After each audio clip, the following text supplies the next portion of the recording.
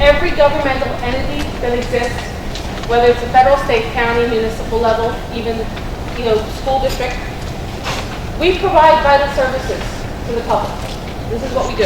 And because we provide these services, we have to buy things. So we can't just say we're going to fix a road and then decide that magically the supplies will be there for us. They have to be bought. But in order to find vendors for these things, we maintain vendor lists. The majority of us have electronic vendor lists. Some of them have manual. Some of us have manual ones. So we have an electronic vendor list, which is our bid portal.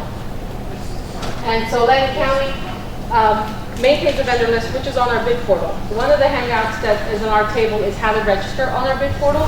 And also in a few slides, I'm going to show you exactly what you'll see when you register for our portal. Because what we like to do is we post all of our bids, RFPs, competitive contracts on the portal, and we email you a notification when it's available. When it comes to register on the portal, we ask only a few simple questions. We ask the name of your company. We ask the mailing address of your company, telephone number and fax number, the name of a company representative.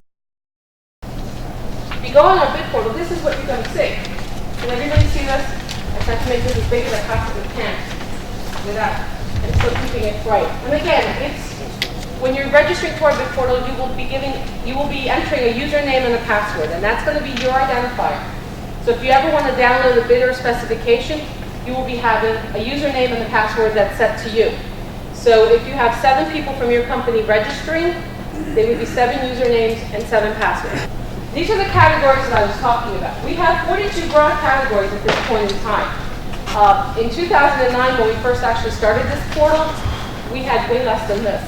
And so we tried to make them larger, but not too crazy. So everything that you do can probably fit into one of these 42 categories. We even have one that is you want to be notified of upcoming public auctions. That really isn't a bid, but we just added something in there so if you want to be notified, because we do our auctions online through a third-party vendor. So as you can see, we have everything from administrative services to food and equipment, school and library equipment, road inspections, safety equipment, engineering services, office supplies, you name it, we find one in here. Now, after you register, once a bid or an RFP gets posted, you will receive an email notification. It basically will say, a new bid has been posted. If you want to download it, click here. If you don't want to bid on it, click there. Very simple, straightforward. There's sometimes a language issue that I find with vendors. Quotes and bids are not interchangeable. So we may ask you for a quote on 3 chairs, which may total $1,000. A chair, that's $3,000. And yet some vendors will say, I put a bid in for my 3 chairs. It gets a little confusing. So it's a terminology thing. Quotes are for smaller limits. Bids are for the larger. Anything, in this case, we're using the state pay-to-play limit, which is anything over $17,500. Certificates. Information on all of the certificates, I actually do have a handout, which I thought about this morning. I'm glad I did. On how to obtain a New Jersey Business Contractor Registration Certificate, how to obtain a Public Works Contractor Registration Certificate, how to get on New Jersey state contracts, how to deal with the New Jersey purchasing laws, all my favorite links, which is a handout that I have. One of the things that we have to deal with when obtaining quotes, since we are picking out quotes, is we're also looking for the New Jersey Business Registration Certificate. And that basically says, and that's from the Department of Treasury, that's not us. That's the state telling us that you have to have one if you want to do business with us, which is over the quote limit. So if we've done already business with you that's over our quote limit, I'm going to use $4,500 because I think it's close to that. And you don't have a New Jersey Business Registration Certificate, I can't do any more business with you. Because the law says you have to have one for me to do business with you.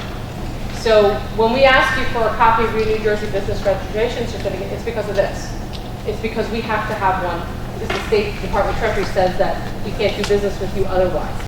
Under the current New Jersey state law, any purchase with a single vendor has to be done through an open and fair process. Any vendor over 17,500. That's the pay-to-play law.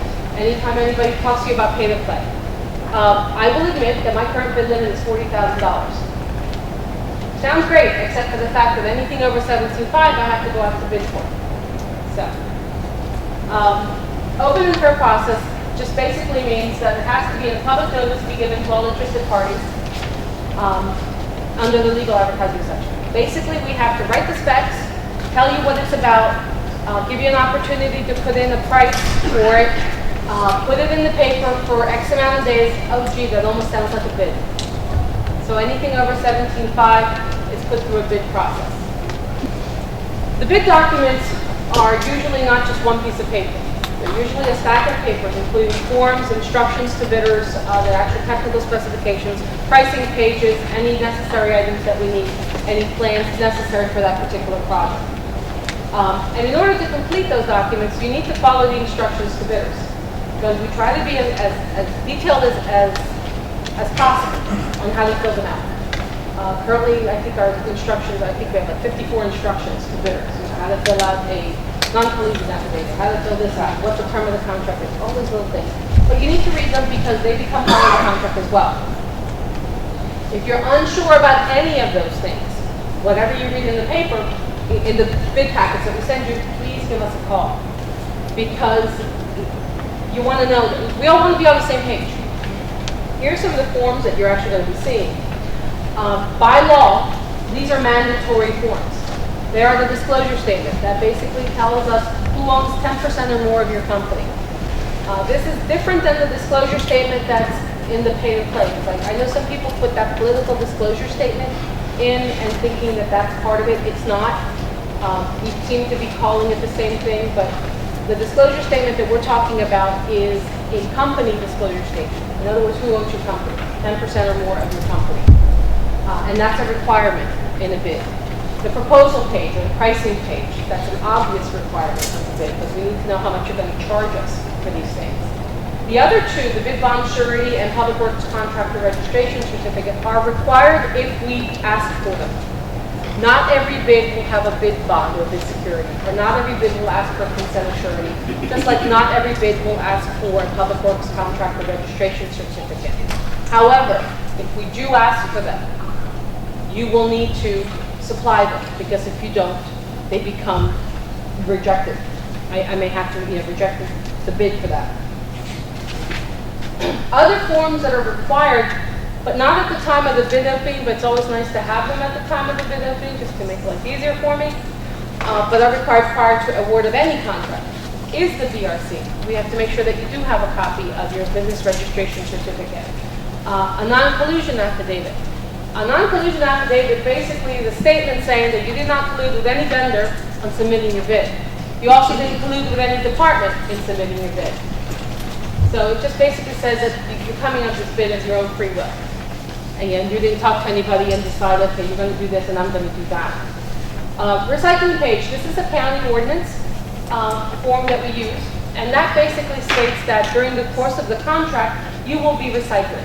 Now, I know that this ordinance was passed in 1970 something else or another, so it may seem redundant in the bid package, but we still require it, just to make sure that you are recycling. Most of the bids that we award are awarded on a lump sum basis, and that means the whole project, one lump sum. There it is, lowest responsible and responsive bidder. Notice I didn't say the lowest price. Lowest responsible and responsive bidder. One project, one award. Some of them are broken up into separate categories. When we feel that we could probably, it would be better for us and the vendor and the bidder to do it and break it up into categories. I do a lot of my supply contracts as unit price bids. So I will list a whole bunch of items and I'm going to say, okay, give me your best price for each individual item, and you will be awarded an individual item.